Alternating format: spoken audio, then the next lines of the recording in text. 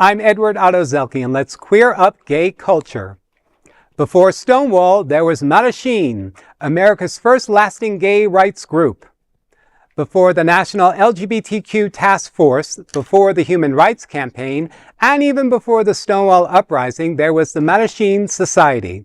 Founded in Los Angeles in 1950, the Mattachine Society became the first enduring gay rights organization in U.S. history, lasting into the 1970s. While not the very first, that distinction belongs to Chicago's Society for Human Rights in 1924. Mattachine built a national movement at a time where being openly gay was dangerous. Its founders included labor organizer Harry Hay, along with Bob Hull, Chuck Rowland, Dale Jennings, Konrad Stevens, James Gruber, and fashion designer Rudi Gernreich. Early on, the group operated in secrecy, supporting mostly gay men and educating them on surviving and resisting post-war repression. Mattachine worked inside the legal system, organizing sit-ins at bars, warned members about police entrapment, and published one magazine, the first widely distributed gay publication. Today, Mattachine's legacy lives on through archives, activism, and LGBTQ history itself.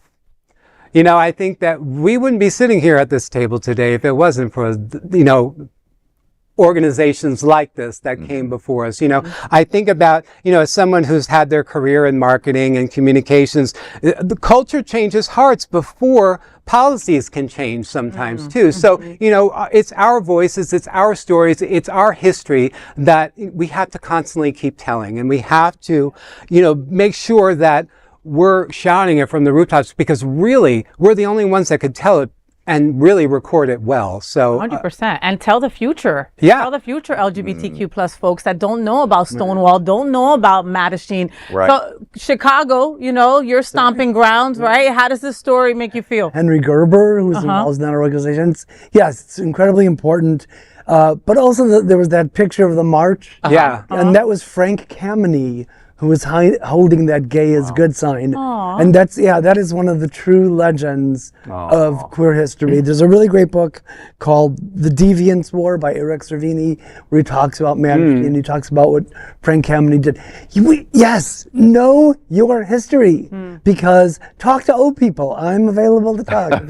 Yeah, I'm like, we need a I mean, documentary. you really, and I've always thought that More there should be, plays written, you know, this is more. Well, there should be just a movie about the That's right. Mattachine Society, or a mini-series, something like that. I've never heard of it. I heard that in Los Angeles because they were trying to make it a historic, for LGBTQ, but they couldn't do it. But I think the steps, like there's these long steps. Am I right, Greg? That there's a long step that they're actually trying to make it more of a historic LGBTQ site. Well, and I think One Magazine, which was their publication, I think that's the One Archives, which is in Los Angeles. Right. I would think like a Paris is Burning style documentary, clips, integrated. Because there's plenty of footage. Would be the way to go with it. That would be a great. I'd love it. It's a surprising story. I've never heard of this, and but it just reminds me, you know, this history is especially it's a wonderful thing that we hear, especially locally in the Stonewall National Museum and Archive. I've gone there for many events. I love the things they bring forward. Some things surprise me, things I've never heard of before. Yeah. And so this is a great story that I love that we're reporting on, and I'm so glad that you mentioned Stonewall. We're lucky it's to so have it. important. We're so lucky to We're have so it. lucky. Yeah, and we how are. many times have any of us gone there to get something out historically, right? We haven't. We've been there for an event or because Robert told us to go or whatever it is. You know, we've got that in our backyard of all places. We're not the most LGBTQ plus friendly state.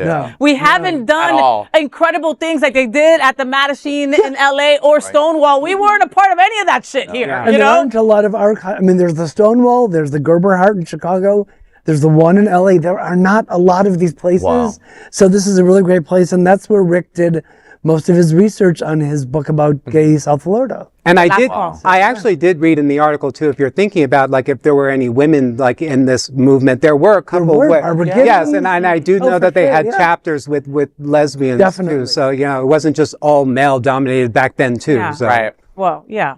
It was, but it wasn't. Well, I mean, but at least we had leaders Yeah. that were saying, you know what, we need to have representation, and that stems to a lot of what we're going through still today. And that's what I was going to say. That it's like kind of reliving history all over again. You know what I mean? Queer history didn't start with Stonewall. No. Okay? It started with courage in the shadows, you know, groups like the Mattachine organized when survival itself was radical, right? And when nobody was doing it, you know? So knowing that history matters because rights don't appear, they're built, right? That's right. And they're defended and sometimes nearly lost, like right now.